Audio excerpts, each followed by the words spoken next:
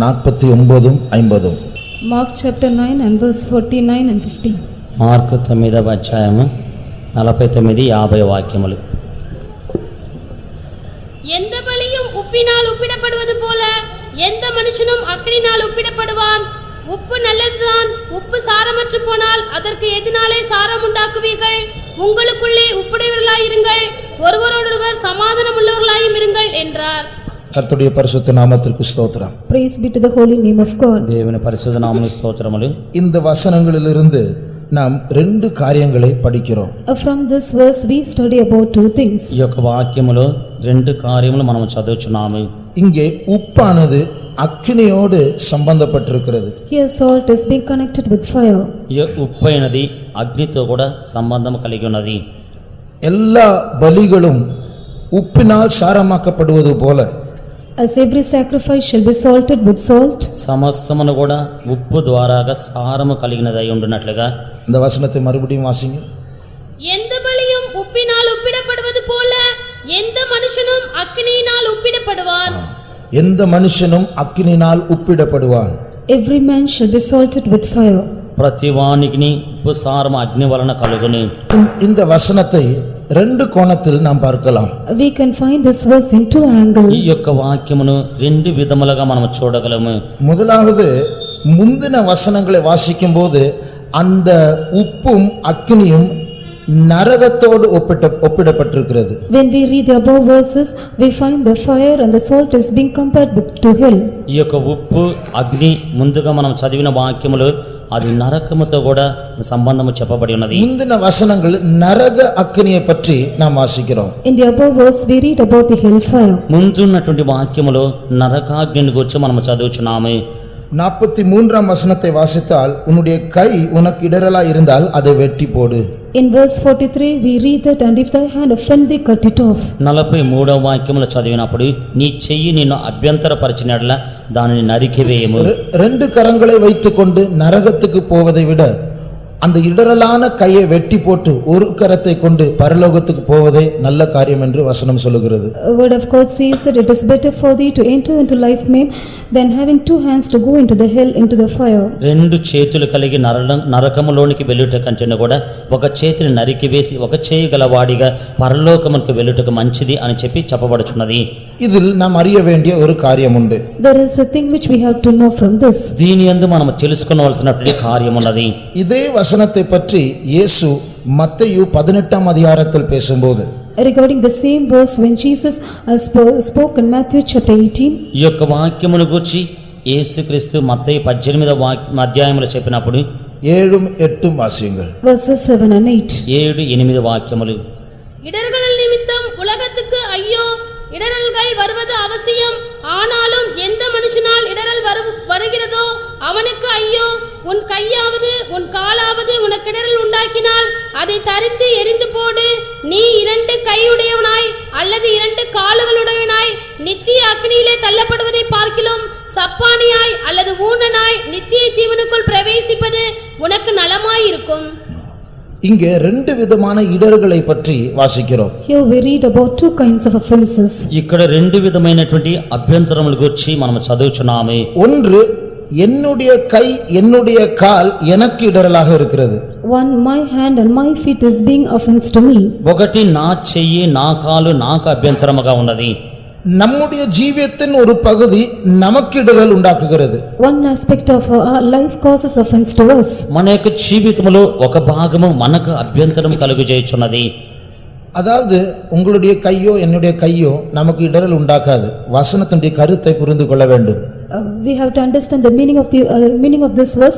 Our own hand and our own feet will not cause offense to us. మీ చెయ్యి నా చెయ్యి మనకు అభ్యంతరములు కలుగజేయదు. అయినప్పటికీ కూడా ఈ యొక్క వాక్యానమైనటువంటి సారమును మనం తెలుసుకొనవలెను. இந்த கை ஒரு தவறை செய்தால் இந்த கை அல்லாததற்கு காரணம் இந்த கைக்கு பின்னாடி ஒரு மனசு உண்டு. அந்த மனசு அதை செய்ய வேண்டும் என்று சிந்தித்தபடினால் இந்த கை அதை செய்தது. If this hand commits an error, the reason for this is not a hand, but there is a mind behind it, and that is the root cause for a hand to commit such an error. ఈ యొక్క చెయ్యి తప్పు చేసినట్లయితే ఈ యొక్క చెయ్యికి వెనుక ఒక మనసు ఉన్నది. ఆ యొక్క మనసు ప్రోత్సహించడం వల్లనే ఈ యొక్క చెయ్యి తప్పు చేసి ఉన్నది. ஆகையால் நம்முடைய கை இடரலாக இருந்தால் வெட்டி போடு என்று அந்த வார்த்தையுடைய கருத்து, இந்த கை நமக்கு இடரல் உண்டாக்குவதற்கு காரணமான மனதை சரிப்படுத்த வேண்டும். When it is said, if thy hand cause offense to thee, cut it off, that means we have to understand that we have to cut off the mind which makes our hand to be an offense to us. నీ చెయ్యి నీకు అభ్యంతరమై ఉన్నట్లయితే నరికివేయమని చెప్పిన దాని యొక్క భావం ఏమిటంటే, ఈ యొక్క చెయ్యి మనకు అభ్యంతరముగా ఉన్నట్లయితే దీని యొక్క మనసును మనము సరి చేసుకొనవలెను. ஆகையால் ஆரம்பத்தில் நம்முடைய மனது நம்முடைய கண்ணையோ நம்முடைய காலையோ நம்முடைய கையையோ தூண்டிவிட்டு நமக்கு இடரல் உண்டாகும்படியாய் செய்யும். Therefore our mind will urge our eyes or our hand or our feet in order to cause offense to us. అందువలన మన యొక్క మనస్సు అయినది మన యొక్క కాలు మన యొక్క చేతులను మన యొక్క కన్ను మనకు అభ్యంతరం చేయనట్లుగా అది ప్రోత్సహించి చేయుచు ఉన్నది. இதற்கு நாம் இடம் கொடுத்து கொண்டே இருந்தால், If we shall give room for it continually, మనము దీనికి చోటిచ్చు ఉన్నట్లయితే அடுத்த இடரல் உண்டாகும். then we'll have the other offense. తర్వాత ఇంకొక అభ్యంతరం కలుగును. ஆரம்பத்தில் என் கை என்னுடைய கண் என்னுடைய கால் எனக்கு இடரலா இருந்தது. ஆனால் இதற்கு இடம் கொடுத்து கொண்டே இருந்தபடினால் இந்த இடரல் வளர்ந்து வளர்ந்து இப்பொழுது நான் மற்றவர்களுக்கு இடரலாய் மாறி இருக்கிறேன். In the beginning my own hand, my eyes, my feet have been an offense to me because I have lifted in such a way I myself become an offense to others. ఆరంభములో నా యొక్క చెయ్యి నా యొక్క కాలు నా యొక్క కన్ను నాకు అభ్యంతరముగా ఉన్నది. ఇప్పుడు ఇది మనలో వదిలిపెట్టినట్లయితే మనలో పెరిగి పెరిగి మనమే ఇతరులకు అభ్యంతరముగా మారిదమే. ஆகையால் தான் அந்த வசனம் 7ஆம் வசனத்தில் வாசிக்கிறோம், இடரல் வரும், ஆனால் யாரால் அந்த இடரல் வருகிறதோ அவர்களுக்கு ஐயோ. That is why in verse 7 we read that it must needs be that offense come, but woe to that man by whom the offense cometh. అయినప్పటికీ కూడా 7వ వాక్యములో మనం చదివినప్పుడు అభ్యంతరము కలుగును. అయినప్పటికీ కూడా ఎవని మూలముగా ఏ మనుషుని మూలముగా అది కలుగుచున్నదో వానికి శ్రమ. ஆகையால் ஆரம்பத்தில் கையும் காலும் கண்ணும் இடரலாக இருந்தது, இப்பொழுது அந்த ஆளே மற்றவர்களுக்கு இடரலாக மாறிவிட்டான். Therefore in the beginning our own hand, our eyes and feet have been an offense to us, but now that particular person himself becomes an offense to others. ఆరంభములో చెయ్యి కాలు కన్ను ఈ విధముగా అభ్యంతరముగా ఉన్నది. ఇప్పుడైతే ఆ యొక్క మనుషుడే ఎదుటి వారికి అభ్యంతరముగా మారి ఉన్నాడు. ஆகையால் மற்றவர்களுக்கும் சபைக்கும் நாம் பிரச்சனையாக இடரலாக மாறுவதற்கு முன்பாக நாம் நம்மை சரிப்படுத்த வேண்டும். Before we become a problematic person or offense to others and to the church, we have to set right ourselves. అందువలన మనము పొరుగువానికి సంఘమునకు అభ్యంతరములుగా మారుటకు ముందు మనలో మనము సరి చేసుకొనవలెను. கர்த்தர் நம்மை பூமிக்கு உப்பாய் இருக்கும்படியாக நம்மை அழைத்திருக்கிறார். God has called us that we may be salt to the earth. ప్రభువు మనల్ని ఈ యొక్క లోకమునకు ఉప్పుగా ఉండమని చెప్పి పిలిచినాడు. உப்பானது மற்ற பொருட்களை காக்கும்படியாக ஒரு பொருள். A salt is a preservative to preserve other things. ఉప్పు అయినది ఇంకొక వస్తువులను కాపాడుటకు ఉన్నటువంటి వస్తువైనది. சில ஆகார வகைகள் கெட்டு போகாமல் இருக்காதபடிக்கு உப்பை அவர்கள் பூசி விடுவார்கள்.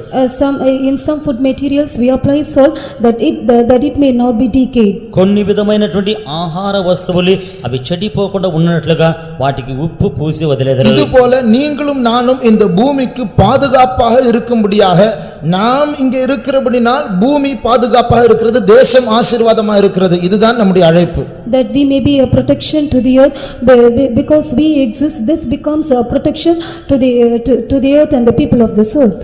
మీరు నేను ఇక్కడ ఉన్నందువలన భూమి కాపాడబడుచు ఉన్నది, ఈ యొక్క భూలోకమునకు ఆశీర్వాదము కలుగుచున్నది. అందుకొరకు మనల్ని పిలిచినాడు. ఇది ఉప్పై ఉన్నది.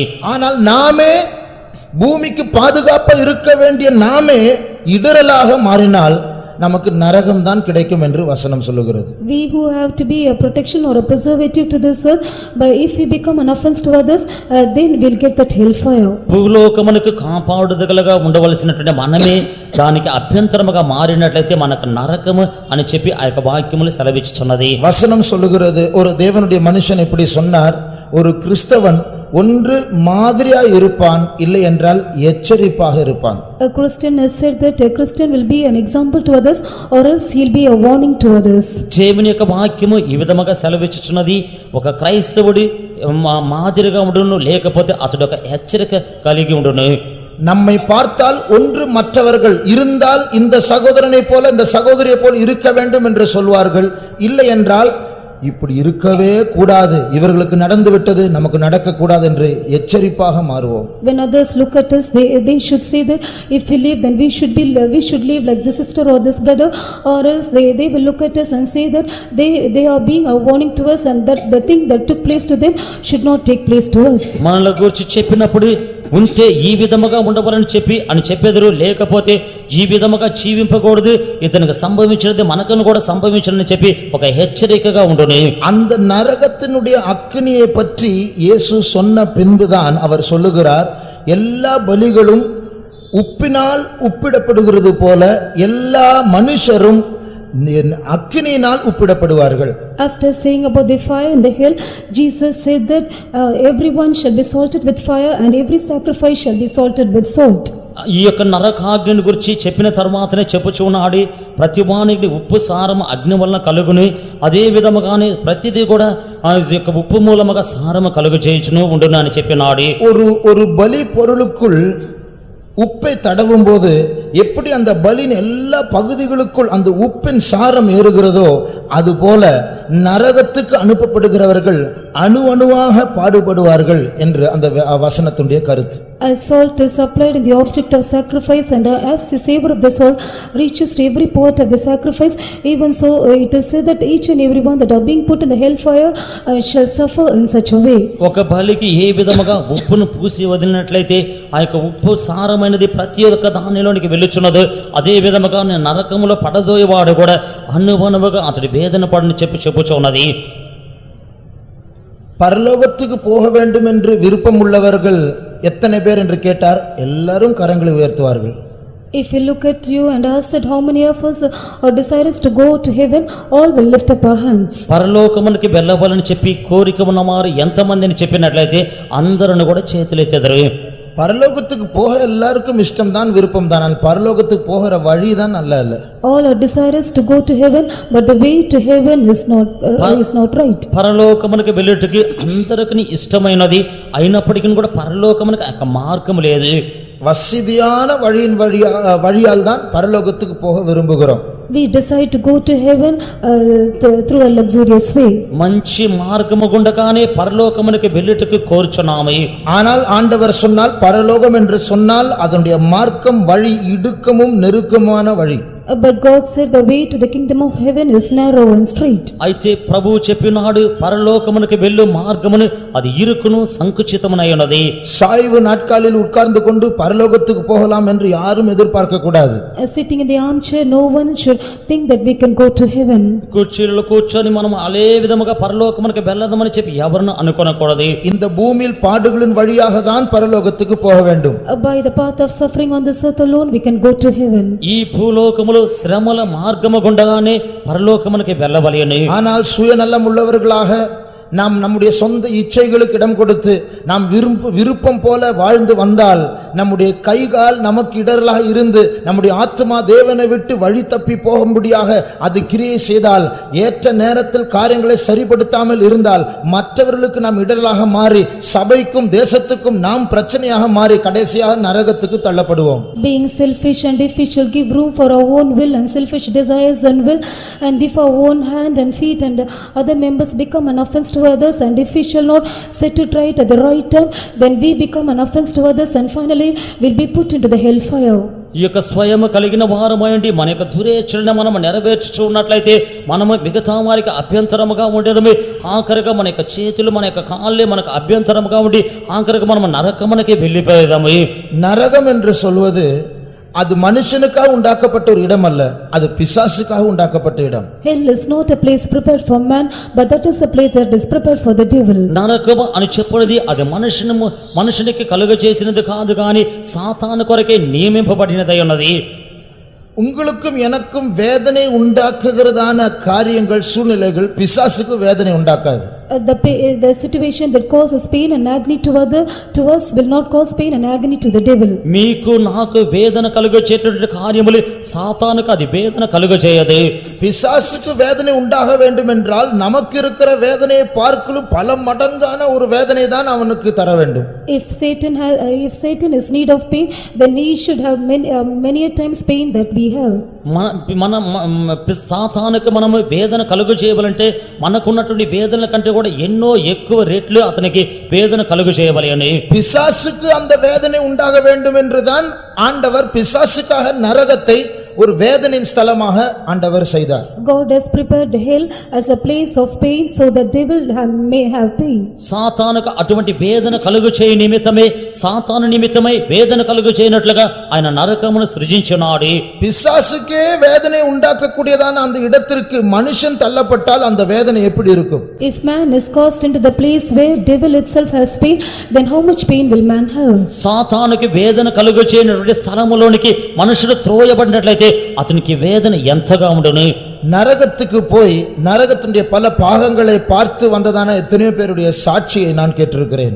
I have heard about the testimony of so many people who have gone to hell and seen the different places in hell. నరకమునకు వెళ్ళి ఆ యొక్క నరకములో ఉన్నటువంటి కార్యముల గురించి అనేక మంది చెప్పిన సాక్ష్యములు నేను విని ఉన్నాను. ஒரு சகோதரி 30 நாட்கள் இரவில் தொடர்ச்சியாக நரகத்துக்கு போய் வந்து விட்டார்கள். A sister for 30 days continually during night hours she went to hell and she returned back. ఒక సహోదరి 30 దినముల రాత్రి సమయమందు నరకమునకు వెళ్ళి వచ్చినది. இரவில் அவர்களுடைய ஆத்மா அவர்களை விட்டு அவர்களுடைய தேகத்தை விட்டு பிரிந்து இயேசுவோடு கூட நரகத்துக்கு போவார்கள். காலையில் அவர்களுடைய ஆத்மா மறுபடியும் சரீரத்தில் சேரும். During night hours her soul departed from her body and along with Jesus it went to hell and when it comes to morning her soul returned to her body. రాత్రి సమయమందు ఆమె యొక్క దేహములో నుంచి ఆత్మ విడుదలబడి యేసుతో కూడా వెళ్ళి నరకమునకు వెళ్ళును. ఉదయకాలమునందు మరలా ఆ యొక్క ఆత్మ ఆ యొక్క దేహములోనికి వచ్చును. இப்படியாக 30 நாட்கள் தொடர்ச்சியாக நரகத்தின் பல பாகங்களை அவர்கள் பார்த்து வந்தார்கள். Thus for 30 days continually she has seen the different parts of hell. జీవితముగా 30 దినములు నరకములో ఉన్నటువంటి పలు విధమైన భాగములు ఆమె చూసి ఉన్నది. கேசட்டில் அவர்கள் சாட்சி சொன்னதை நான் கேட்டிருக்கிறேன். I have heard her testimony through the cassette. Cassette ద్వారాగా ఆమె సాక్ష్యము చెప్పినది నేను విని ఉన్నాను. அவர்கள் கெஞ்சுவார்கள், அவ்வப்போது கெஞ்சிக்கொண்டே இருப்பார்கள், தயவு செய்து இந்த சாட்சியை கேட்கிறவர்கள் நான் கதையை சொல்லுகிறேன் என்று நீங்கள் சிந்திக்க வேண்டாம், நான் உண்மையாகவே நான் பார்த்ததை தான் நான் சொல்லுகிறேன், தயவு செய்து நான் கேட்டுக்கொள்ளுங்கள். Often she used to plead in the testimony saying that please the listeners don't think that this is a story but I am telling of all the things that I have seen with my eye. ఆమె ఆ యొక్క సాక్ష్యములు ప్రతిమాలకొని చూడండి, ఏదో నేను ఒక కథ చెప్పుచున్నాను అని చెప్పి మీరు అనుకునవద్దు, నేను చూసిన దాన్ని మాత్రమే నేను చెప్పుచున్నాను మీరు వినండి అని చెప్పి ప్రతిమాలకొనండి. அவர்களுடைய ஆத்மா பூமியை விட்டு உயரத்தில் எடுக்கப்பட்டு பின்பு ஒரு குறிப்பிட்ட ஒரு இடத்தின் ஒரு சுரங்கத்தை போல ஒரு இடத்தின் வழியாக அவர்கள் உள்ள சென்றார்கள். Her soul was lifted up from the earth and she went up high and finally her soul reached to a narrow place. Tunnel. Her soul reached to a tunnel. ఆమె యొక్క భూలోకములో నుంచి ఆమె యొక్క ఆత్మ ఎత్తబడి ఆమె పైకి వెళ్ళిన తరువాత ఒక రంధ్రము గుండా ఆమె వెళ్ళి ఉన్నది. அவர்கள் உள்ளே செல்லும்போது அந்த சுரங்க பாதையினுடைய சுவரில் சில ஆவிகள் பதிக்கப்பட்டிருந்தது. As she entered the tunnel in the walls of the tunnel some nails were being seen. ఆమె ఆ యొక్క రంధ్రము గుండా వెళ్ళుచున్నప్పుడు ఆ యొక్క రంధ్రము యొక్క గోడలలో కొన్ని ఆత్మలు ఉండి ఉన్నవి. இந்த சகோதரி அந்த இடத்தில் அவர்கள் நடந்து கொண்டிருக்கும் அந்த ஆவிகள் சுவர் இருந்த ஆவிகள் கை நீட்டி அவர்களை பிடிக்க பார்த்தது. As the sister was walking along in the tunnel those spirits they stretched forth their hands in order to take hold of her. ఆ యొక్క సహోదరి ఆ విధముగా వెళ్ళుచున్నప్పుడు గోడలో ఉన్నటువంటి ఆత్మలు చెయ్యి చాపి ఆమె పట్టుకుని ప్రోత్సహించున్నవి. இயேசுவும் கூட நடந்து கொண்டிருந்தார். Even Jesus was walking along with her. యేసు ఆమెతో కూడా నడుచుచున్నాడు. அந்த சகோதரனுடைய பெயர் Catherine Boxster. The name of the sister is Catherine Baxter. ఆ యొక్క సహోదరి యొక్క పేరు Catherine బ్యాక్స్టో.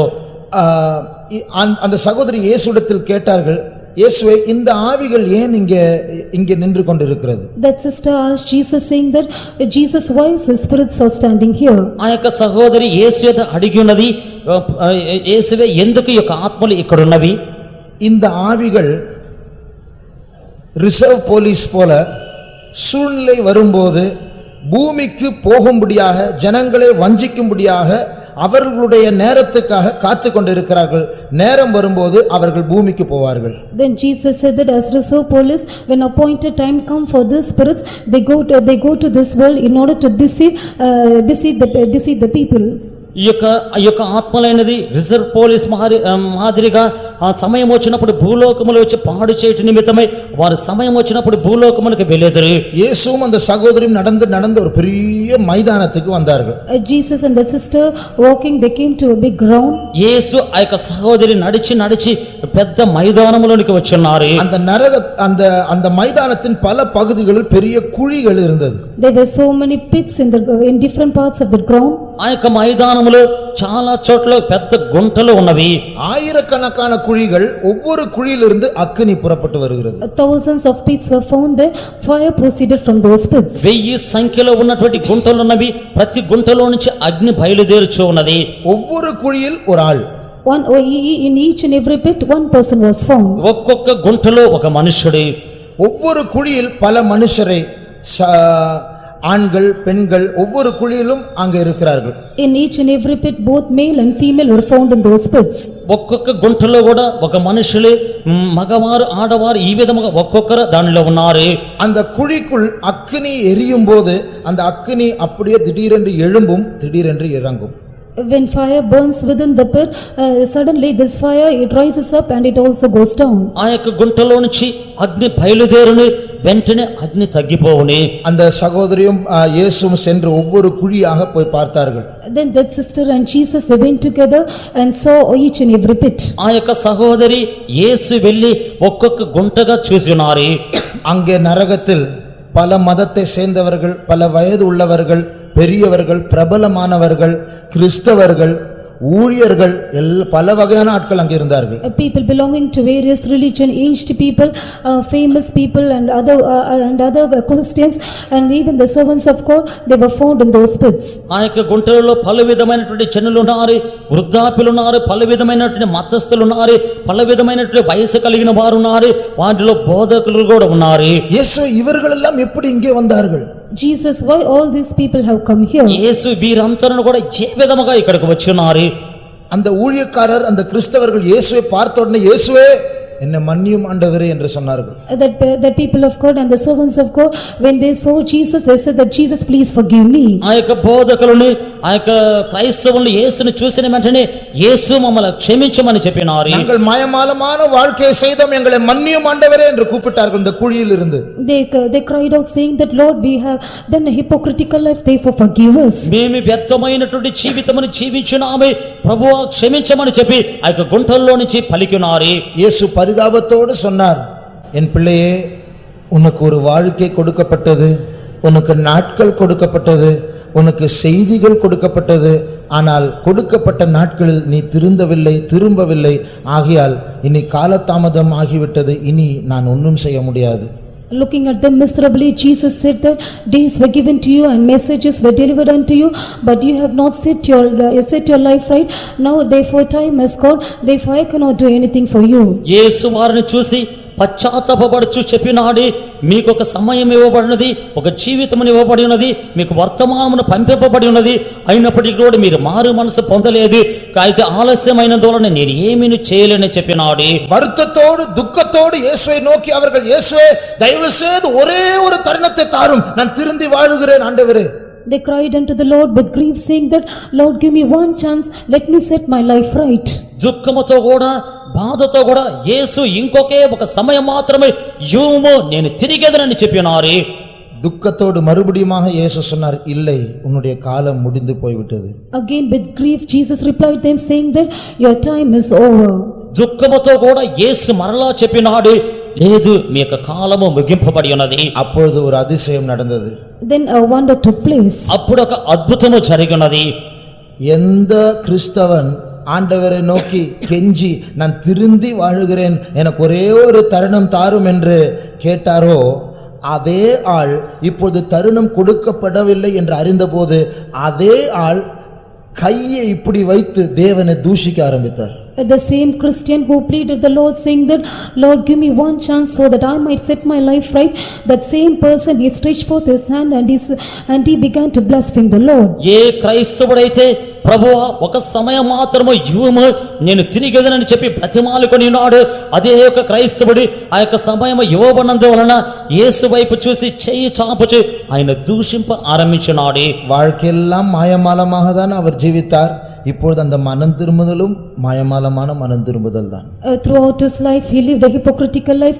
Even now his repentance was a hypocritical one. జీవిత కాలం అంచనా కూడా వ్యర్థముగాను మాయగానే జీవించినాడు.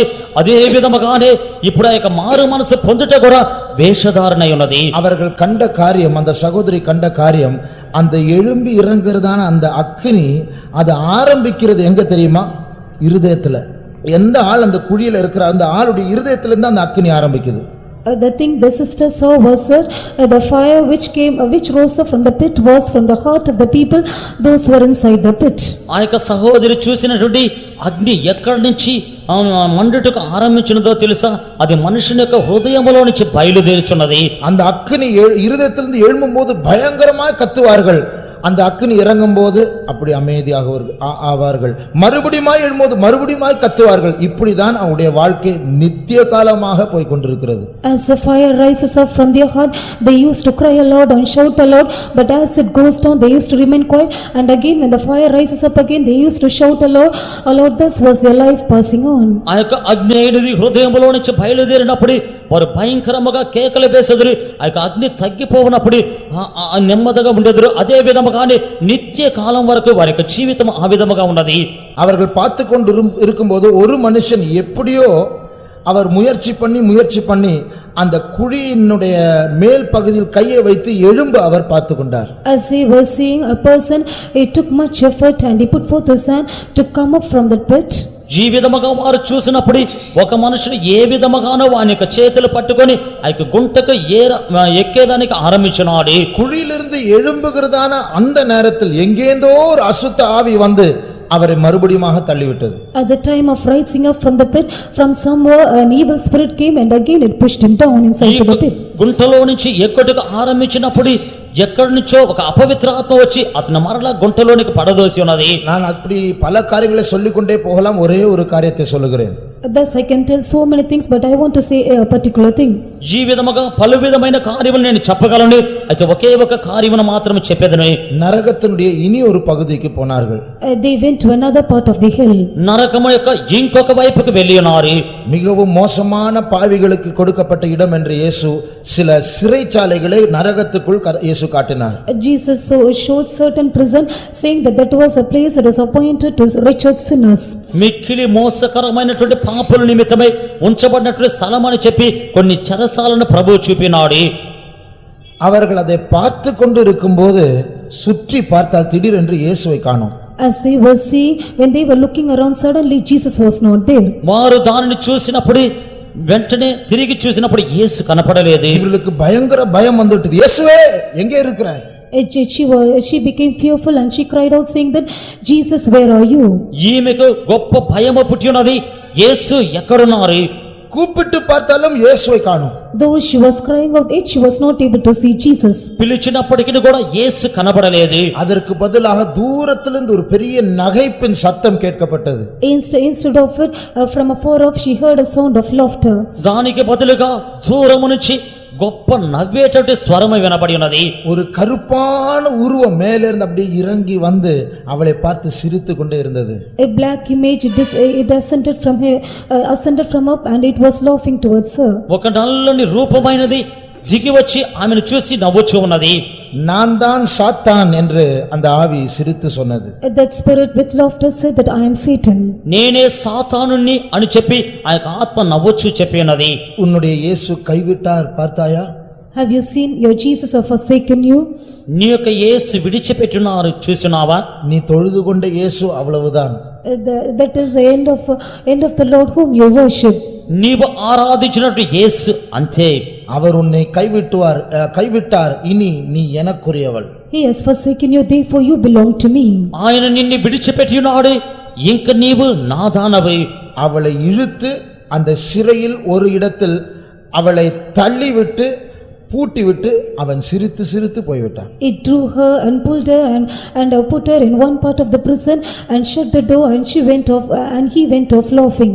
ఆమెను పట్టుకొని లాగి చెరసాలలో వేసి దానికి తాళము వేసి నవ్వుచు వెళ్ళిపోయాడు. இந்த சகோதரி அழுது அழுது இயேசுவே இயேசுவே என்று கூப்பிட்டு கொண்டாள். This sister, she was going on crying and crying aloud and calling Jesus, Jesus. ఈ యొక్క సహోదరి ఏడ్చుచు ఏడ్చుచు యేసు అని చెప్పి పిలుచుచు ఉన్నది. திடீரென்று இயேசு வந்து விட்டார். Suddenly Jesus came. అకస్మాత్తుగా యేసు వచ్చినాడు.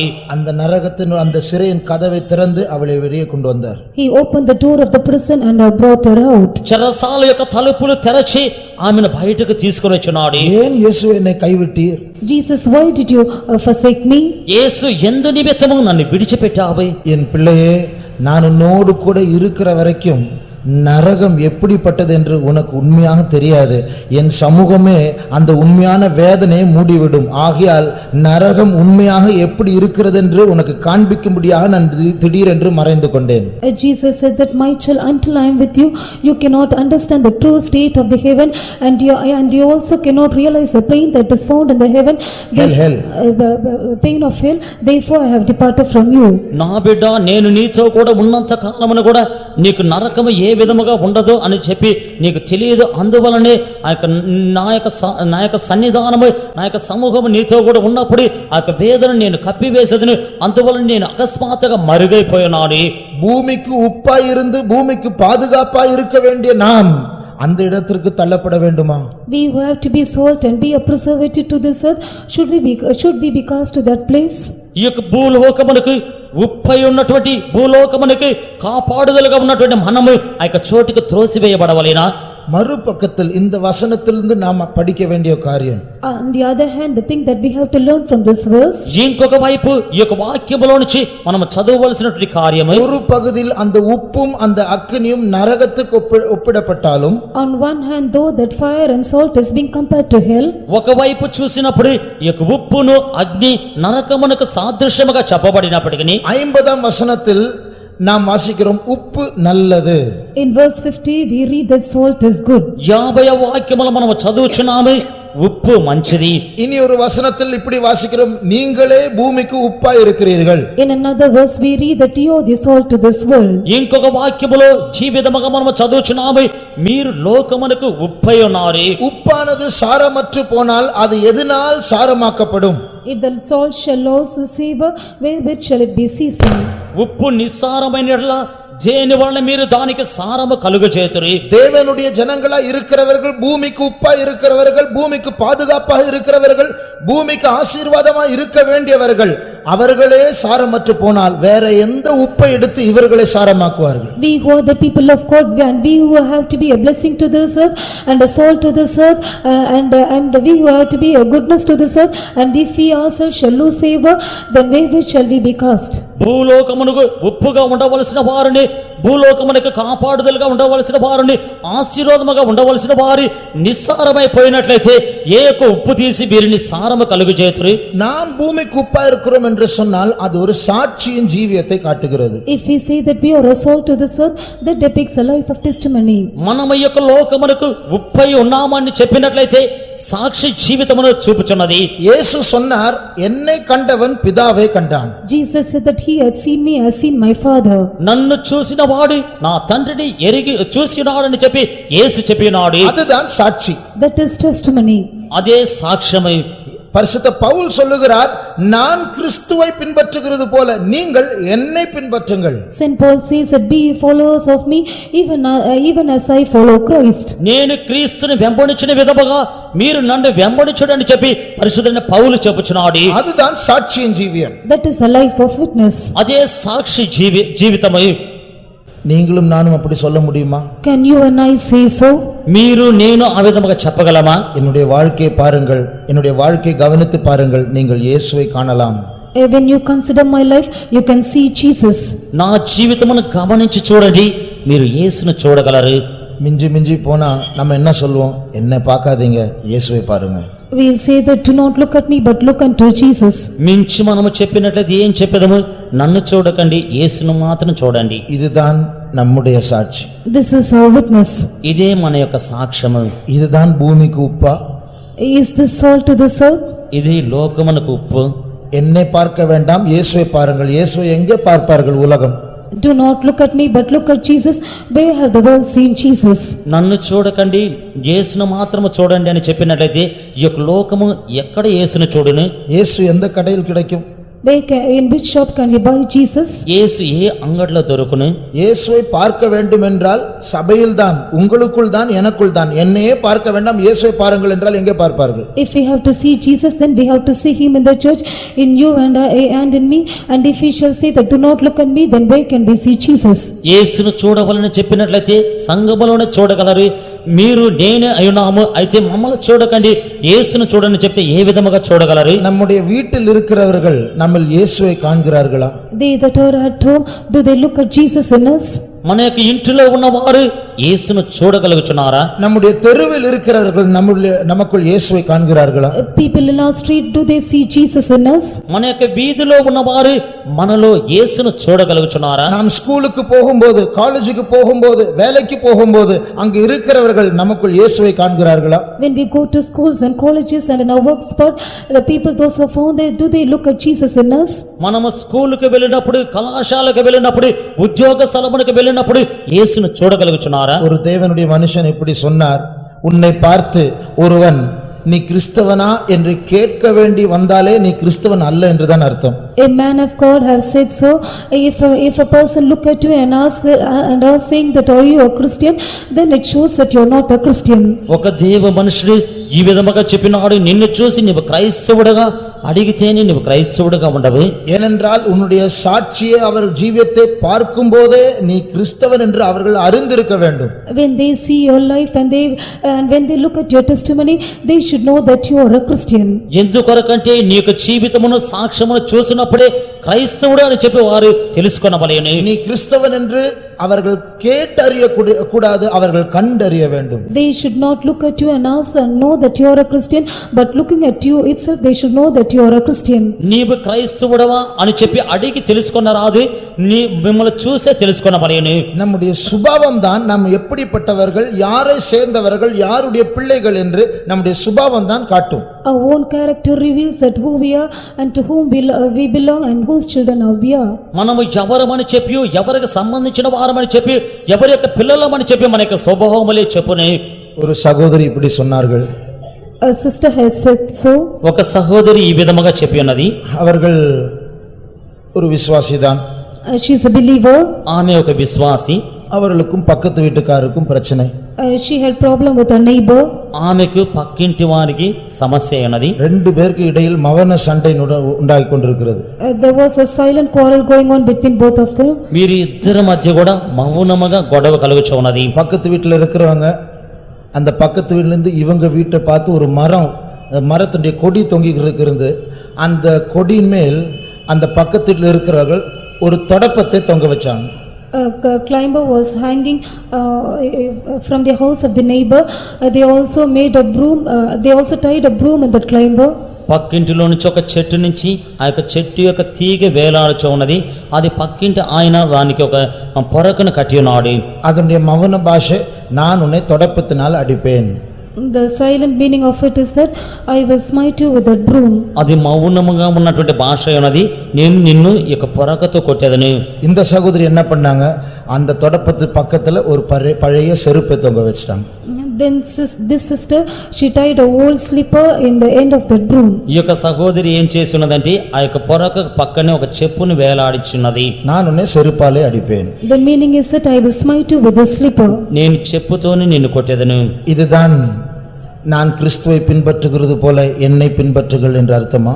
Is this a meaning to say that be ye followers of me even as I follow Christ? ఇదే నేను క్రీస్తుని వెంబడించిన విధముగా మీరు నన్ను వెంబడించిన అని చెప్పినదికి అర్థమై ఉన్నదా? நான் எந்த சண்டைக்கும் போக மாட்டேன், வருகிற சண்டையும் விட மாட்டேன். I will not go for any fighting or quarrel, even I will not leave any fighting or war that comes to me. నేను ఏ జగడమునకు వెళ్ళను, వచ్చే జగడమును దేనిని వదలను.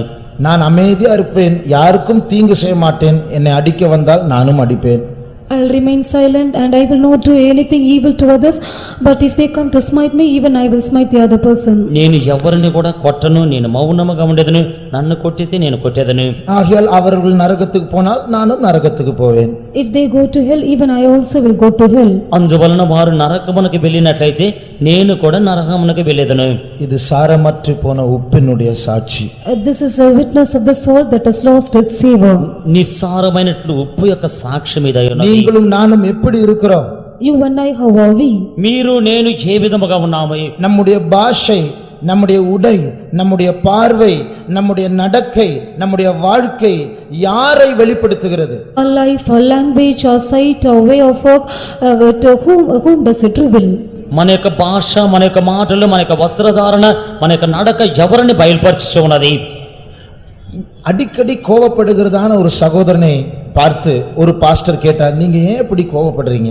Looking at a brother who often gets angry, pastor asked him saying that, why are you getting angry often? సారికి కోపపడుచున్నట్టు ఒక సహోదరుని చూసి pastor ఈ విధముగా అడిగినారు, ఎందు నిమిత్తమై మీరు కోపపడుచు ఉన్నారు? அந்த సహోదరன் சொன்னா, நான் మనిషిதான். That man said, even I am a man. ఆ యొక్క సహోదరుడు చెప్పినాడు, నేను కూడా మనిషినే. நான் மனுஷன் தானே. I am a man. నేను మనిషినే కదా. அந்த பாஸ்டர் சொன்னார், நீ மனுஷன் அல்ல, நீ பரிசுத்தவானா இருக்கும்படி அழைக்கப்பட்டவன். Then pastor said that you are not a man, but God has called you that you may be a saint. ఆ యొక్క పాస్టర్ చెప్పినాడు, నీవు మనుషుడవు కాదు, పరిశుద్ధుడుగా ఉండు నిమిత్తమే పిలువబడి ఉన్నావు. நமக்கு ஒரு ஸ்டாண்டர்ட் உண்டு, ஒரு அளவு உண்டு பிரியமானவர்களே, அந்த அளவை விட்டு நாம் இறங்க கூடாது. We have got the standard and we should not go down from that standard. ప్రియమైన వారలారా, మనకు ఒక అర్హత ఉన్నది, ఆ యొక్క అర్హతని విడిచిపెట్టి క్రిందకి దిగిపోకూడదు. பாஸ்டர் டான் என்று ஒரு பாஸ்டர் இருந்தார். There was a pastor named Pastor Don. Pastor Don గారు అని చెప్పి ఒక పాస్టర్ ఉన్నాడు. அவரை ஒரு குறிப்பிட்ட சகோதரி மிகவும் வெறுத்தார்கள். One particular sister, she hated him more. ఒక సహోదరుని మిక్కిలిగా ఆయన ద్వేషించున్నది. அந்த சகோதரி அவரை பார்க்கவே முடியாதபடிக்கு அவ்வளவு கசப்பு அந்த பாஸ்டர் மேல். This sister, she had bitterness in such a way that she cannot even see that pastor. ఆ యొక్క సహోదరికి ఆ యొక్క పాస్టర్ చూడకుండాటువంటి ఆ యొక్క ద్వేషము కలిగి ఉన్నది. அந்த రూముக்கு வர வேண்டிய சூழ்நிலை வந்தாலும் அவர்கள் எங்கேயோ பார்த்து விட்டு போய் தான் வருவார்கள். Even if chances come for her to go to that room, she comes looking somewhere else. ఆ యొక్క గదికి వెళ్ళవలసినటువంటి పరిస్థితులు కలిగినప్పటికీ కూడా ఆమె యొక్క గదిలోనికి వెళ్ళినప్పుడు ఎక్కడో చూస్తూ వెళ్ళి వచ్చును. பாஸ்டர் என்ன செஞ்சிருக்கணும்? What should pastor have done? Pastor ఏం చేసి ఉండవచ్చును? நான் பாஸ்டர், நான் ஊழியக்காரன், உனக்கு இவ்வளவு தைரியம் இருக்கா இப்படி செய்யறதுக்கு? I am pastor and I am a servant of God. Do you have such a boldness to do such a thing? నేను పాస్టర్ని, నేను ఒక సేవకుణ్ణి, నీకు ఎంత ధైర్యం ఉన్నది ఈ విధముగా చేయుట కొరకు? கர்த்தருடைய சாபம் உன் மேல வரும். Curse of God shall come upon you. దేవుని యొక్క శాపము నీ మీదకు వచ్చును. அந்த பாஸ்டர் அப்படி சொல்லவில்லை. But pastor did not say so. ఆ పాస్టర్ ఆ విధముగా చెప్పలేదు. அதற்கு மாறாக அவர் ஒரே காரியத்தை சொன்னார். Instead of it, he said a thing. దానికి బదులుగా ఆయన ఒకే ఒక కార్యము చెప్పినాడు. சிஸ்டர் இங்க வாங்க. She said, sister, come here. సహోదరి ఇక్కడికి రండి. என்ன? What? எங்கேயோ பார்த்து என்ன என்று கேட்டார்கள். Looking somewhere else, she asked him saying that, what? ఎక్కడో చూసి ఏమిటని అడిగినది. நீங்க என்ன வெறுக்கிறீங்க? You hate me? మీరు నన్ను ద్వేషించుచున్నారు. நானே என்ன வெறுக்கிறேன். I myself hate you. నేను నన్ను ద్వేషించుకొనుచున్నాను. அப்ப நம்ம ரெண்டு பேரும் ஒரே காரியம் தானே செய்றோம். Both of us do the same thing. మన ఇద్దరం ఒకే కార్యమును కదా చేయుచున్నాము. அப்போ நமக்கு ஒரே மனசு இருக்கு. நீங்களும் என்ன வெறுக்கிறீங்க, நானும் என்ன வெறுக்கிறேன். You also hate me and even I also hate myself. Therefore we do the same thing. మీరు నన్ను ద్వేషించుచున్నారు, నన్ను నేనే ద్వేషించుకొనుచున్నాను. మన ఇద్దరికి ఒకే మనసును ఒకే కార్యము చేయుచున్నాము. அதனால நமக்கு ஒரே மனசு இருக்கு, நாம் பகைக்க வேண்டாம். Therefore we do have one mind. Therefore let us not hate each other. అందువలన మనం ఏక మనసు కలిగి ఉన్నాము, ద్వేషింపరాదు. இப்படிதான் பிரியமானவர்களே நாம் ஜெயிக்க வேண்டும். Saying so we have to overcome. ప్రియమైన వారలారా, జీవితముగానే మనం జయించవలేని. நம்முடைய சாட்சியின் ஜீவம் எப்படி இருக்கிறது? How is our life of testimony? మన యొక్క సాక్ష్యం ఏ విధముగా ఉన్నది? தேவனுடைய ஆவியை பெற்றவர்கள், பரலோகத்தின் அக்கினியை பெற்றவர்கள், பலி பொருள் மேல் அக்கினி வரும்போது அக்கினி முழுவதுமாக பட்சிக்கப்படுவது போல நாம் உப்பினால் சாரமாக்கப்பட்டவர்களாக பூமிக்கு சாட்சியா இருக்க வேண்டியவர்கள், நம்மை காண்கிறவர்கள் கிறிஸ்துவை காண வேண்டும். அதற்கு பதிலாக அவர்கள் நம்முடைய மாம்சீக சுபாவத்தை கண்டு கொண்டிருக்கிறார்களா? They that have received the Spirit of God and they that have received the fire of God, as the fire descends upon the object of sacrifice and as the whole sacrifice is being put to savor, even those who look at us, or they looking at Jesus from our life. మనము దేవుని యొక్క ఆత్మ పొందిన వారమే, పరలోకము నుంచి అగ్నిని పొందిన వారమే, బలిపీఠం మీద బలి యొక్క వస్తువు ఏ విధముగా సంపూర్ణముగా దహింపబడి వేయుచున్నదో అదే విధముగానే మనం ఉప్పు చేత నింపబడిన వారమే, ఈ యొక్క లోకమునకు ఉప్పై ఉండవలసిన వారు మనం ఏ విధముగా ఉండవలేని. நாம் எல்லாரும் இங்கே பெந்தேகோஸ்து ஜனங்களைப் போல அபிஷேகத்தில் நிரம்புகிறோம். ஆனால் அந்த அபிஷேகத்தின் வல்லமை நம்முடைய வாழ்க்கையில் கிரியையாக மாறுகிறதா? We all get filled up in the Spirit like the Pentecostal people, but is that Spirit become an action or a work in our life? మనం అందరము కూడా పెంతెకోస్తు జనుల వలె అభిషేకముతో నింపబడుచున్నామే. అయితే ఈ అభిషేకం అనేది మనకు సాక్షి జీవితముగా మారుచున్నదా? ஒவ்வொரு கூட்டத்திலும் நம் வந்து பெறுகிற அபிஷேகம் நம்முடைய வாழ்க்கையில் அது மன்னிப்பாக, அது விசுவாசமாக, அது பரிசுத்தமாக, அது தாழ்மையாக நம்முடைய கிரியையில் மாற வேண்டும். The anointing that we receive in each and every meeting, it should be revealed as humility or holiness and other divine traits through our action. మనము ప్రతి దినమును పొందినటువంటి అభిషేకమైనది అది మనకు జీవితములో ఒక పరిశుద్ధత గాని, విశ్వాసము గాని, ఈ యొక్క క్షమాపణ గాని ఈ విధముగా మారుచూ ఉండవలేని. ஒரு புதிய ஸ்கூட்டரை வாங்குறோம். We buy a new scooter. ఒక క్రొత్త స్కూటర్ను కొనుచున్నాము. வீட்ல வைக்கிறோம். We place it in our home. ఇంటిలో ఉంచుచున్నాము. காலையில போய் அந்த ஸ்கூட்டரை ஸ்டார்ட் பண்றோம். Morning we go and start the scooter. ఉదయకాలమున వెళ్ళి ఆ యొక్క స్కూటర్ను మనము స్టార్ట్ చేయుచున్నాము. என்ஜினை ரேஸ் பண்றோம். We raise up the engine. ఆ యొక్క ఇంజిన్ మనము రేస్ చేయుచున్నాము. அதுக்கப்புறம் ஆஃப் பண்றோம். Then we put it off. తర్వాత నిలిపివేయుచున్నాము. பஸ்ல வேலைக்கு போறோம். We go to work in bus. బస్సులో ఉద్యోగమునకు వెళ్ళుచున్నాము.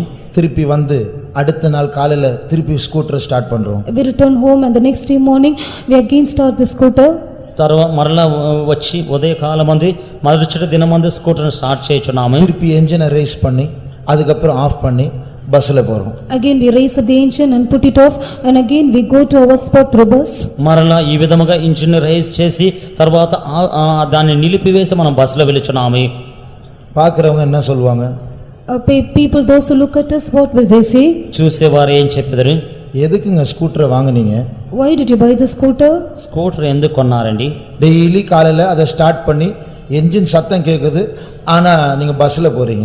Every day you start the scooter and we also hear the engine sound, but after that you go to work through bus. ప్రతి ఉదయకాలమున కూడా ఆ యొక్క engine start చేసి ఆ యొక్క శబ్దం మాత్రం వినిచున్నది, మీరు బస్సులో వెళ్తున్నారు. இது போல தான் தேவனுடைய சமூகத்துக்கு வரும்போது நம்முடைய சத்தம் கேட்கப்படுகிறது. அபிஷேகத்தின் சத்தம், அந்நிய பாஷையின் சத்தம் ஒரு எழுச்சியாக பொங்குகிறது.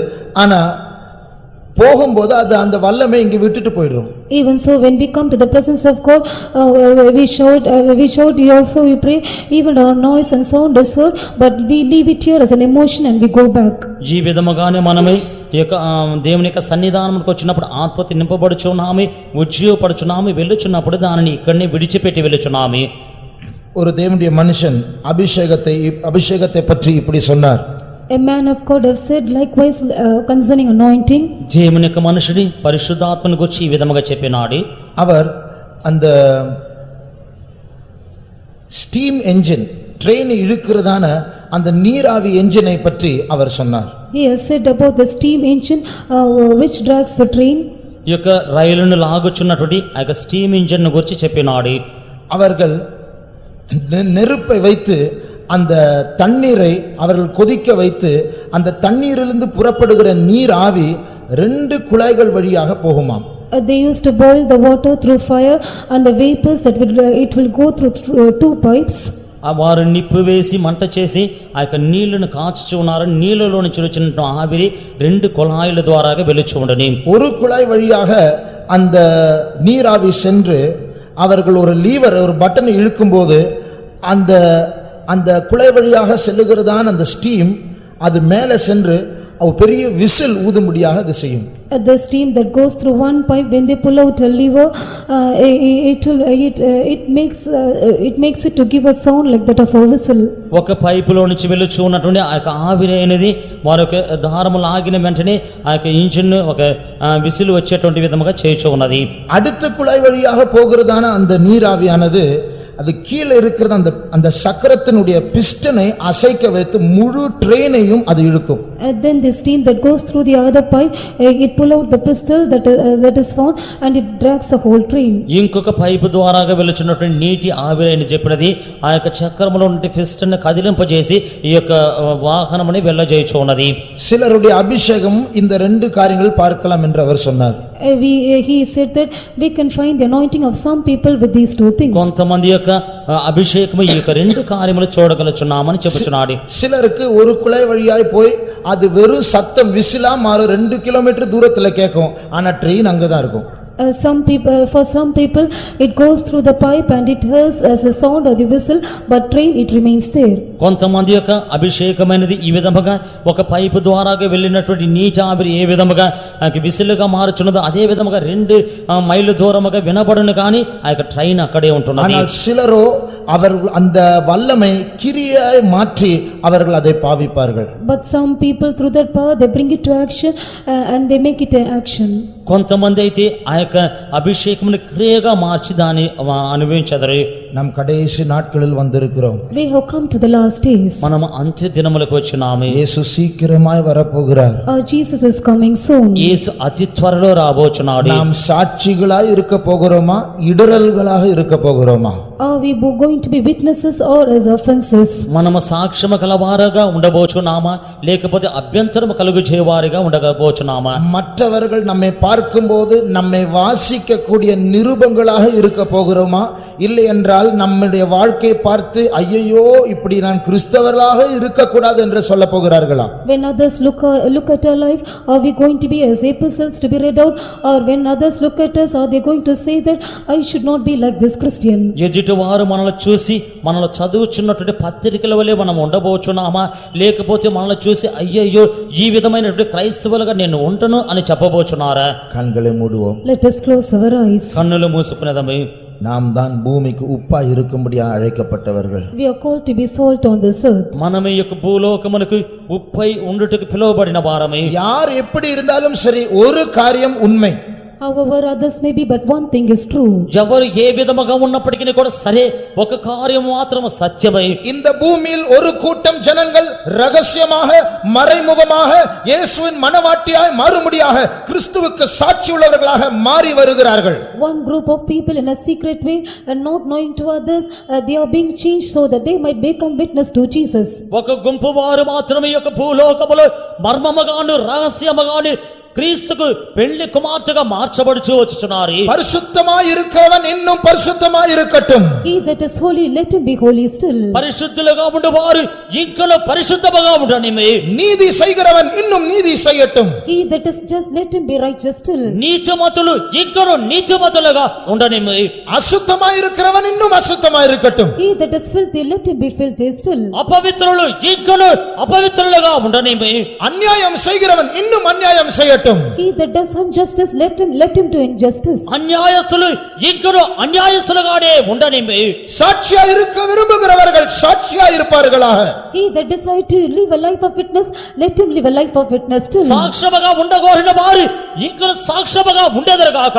இடறலாய் இருக்க விருப்பம் உள்ளவர்கள் இன்னும் இடறலாய் இருப்பார்களாக. He that is desirous to be an offense, let him be an offense still. అభ్యంతరములుగా ఉండవారు ఇంకను అభ్యంతరములుగా ఉండెదరుగాక. இதோ நான் சீக்கிரமாய் வருகிறேன். Behold, I come quickly. ఇదిగో నేను అతి త్వరగా వచ్చుచున్నాను. ஒரு கூட்டம் ஜனங்கள் இயேசுவை போல் மாறிக்கொண்டிருக்கும் இந்த கடைசி நாட்களில் உங்களுடைய நிலைமை என்ன, என்னுடைய நிலைமை என்ன? In these days where one group of people are being changed like unto Jesus, what is your state and my state? ఒక గుంపు వారు యేసు వలె మార్చున్నటువంటి పరిస్థితిలో మీ యొక్క పరిస్థితి నా యొక్క పరిస్థితి ఏమిటి? மற்றவர்களுக்கு இன்னும் சாட்சியற்றதான ஒரு வாழ்க்கையை செய்து இயேசுவை மறுதலிக்க கூடிய ஒரு இடத்தில் நாம் துர்நாற்றம் வீசக்கூடியவர்களாய் இருக்க போகிறோமா? Are we living a life without any witness, and are we giving a bad stink to others? ఎదుటి వారికి సాక్ష్యము లేని జీవితము చేయొచ్చు ఇక్కడ కూడా దుర్వాసన కొట్టే వారముగా ఉండబోచున్నామా? என் நிமித்தம் உங்கள் நிமித்தம் இயேசுவின் நாமம் தூஷிக்கப்படுகிறதா? Is the name of Jesus being blasphemed through you and me? మీ నిమిత్తము నా నిమిత్తము యేసు నామము దూషింపబడుచున్నదా? இயேசு சீக்கிரமாய் வரப்போகிறார். Jesus is coming soon. యేసు అతి త్వరగా రాబోచున్నాడు. நம்மை கண்டவர்கள் இயேசுவை தான் பார்க்க வேண்டும். They that see us should see Jesus. మనల్ని చూసిన వారు యేసును మాత్రమే చూడవలెను. அவருடைய பரிசுத்தம் நம்முடைய பரிசுத்தமாய் இருப்பதாக. Let his holiness become our holiness. ఆయన యొక్క పరిశుద్ధత మన యొక్క పరిశుద్ధముగా ఉండవలెను. அவருடைய சந்த குணம் நம்முடைய சந்த குணமாய் இருப்பதாக. Let his meekness become our meekness. ఆయన యొక్క సాత్వికమైనది మన యొక్క సాత్విక గుణముగా ఉండవలెను. அவர் நம்மை நேசித்தது போல நம் மற்றவர்களை நேசிப்போமாக. As he loved us, let us also love others. మనల్ని ఆయన ప్రేమించిన విధముగా మన యొక్క పొరుగు వారిని ప్రేమించదముగా. அவர் நம்மை மன்னித்தது போல நம் மற்றவர்களையும் மன்னிப்போமாக. As he forgive us, let us also forgive others. ఆయన మనల్ని క్షమించిన విధముగా మన యొక్క పొరుగు వారిని క్షమించదముగా. வீதியில் அவருடைய சத்தம் கேட்கப்படவில்லை, நாமும் அமைதியான ஒரு வாழ்க்கை செய்வோமாக. His voice was not heard in the street, even so let us live a quiet life. వీధుల్లో ఆయన యొక్క స్వరము వినబడలేదు, అదే విధముగానే మనము నెమ్మది కలిగినటువంటి మౌనమైన జీవితము చేసేదముగా. அவர் வையப்படும் போது அவர் பதில் வையாமல் இருந்தால், ஜனங்கள் அவரை திட்டும் போது அவர் திருப்பி திட்டவில்லை, அவர் பயமூர்த்தவில்லை. அதே போல நாமும் மனத்தாழ்மையாக சாட்சியுள்ள ஜீவியத்தோடு பழி வாங்காமல் இருப்போமாக. When he was reviled, he reviled not back, neither he retaliated. Therefore let us not take revenge and let us not take revenge on others. ఆయన తృణీకరింపబడినప్పుడు ఆయన తృణీకరింపలేదు, ఆయన నోరు తెరవకుండా ఉన్నారు. అదే విధముగానే మనము సాక్ష్యము కలిగి మనము నోరు తెరవకుండా ఉండేదమే. எத்தனை பேர் உண்மையை ஒத்துக்கொள்ள முடியும்? How many of us can accept the truth? ఎంతమంది నిజము ఒప్పుకోలు చేయబోచున్నారు? எனக்கு அப்படி ஒரு சாட்சியின் ஜீவியம் இல்லை என்று எத்தனை பேர் சொல்லுகிறோம்? How many of you say that I do not have such a life of witness? నాకు అటువంటి సాక్ష్య జీవితము లేదు అని చెప్పి ఎంతమంది చెప్పబోచున్నాము? அப்படிப்பட்டவர்கள் மாத்திரம் வலது கரங்களை உயர்த்துவோம். Only such people can put up their right hand. అటువంటి వారు మాత్రమే కుడి చేతినెత్తుడి. நான் அநேகருக்கு இடரலாக தான் இருக்கிறேன். I am being an offense to many. నేను అనేక మందికి అభ్యంతరముగా ఉన్నాను. உண்மையை ஒத்துக்கொண்டவர்களுக்கு கர்த்தர் இறங்குவார். God will be merciful to them that have accepted their true state. సత్యమును ఒప్పుకోలు చేసిన వారికి ప్రభువు దిగివచ్చును. கரங்களை கீழே போடுவோம். Let us put down our hands. చేతులు కిందికి దించదము.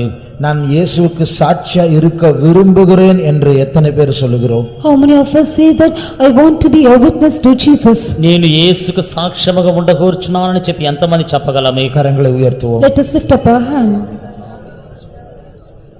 இந்த வாஞ்சையை கர்த்தர் நிறைவேற்ற போகிறார்.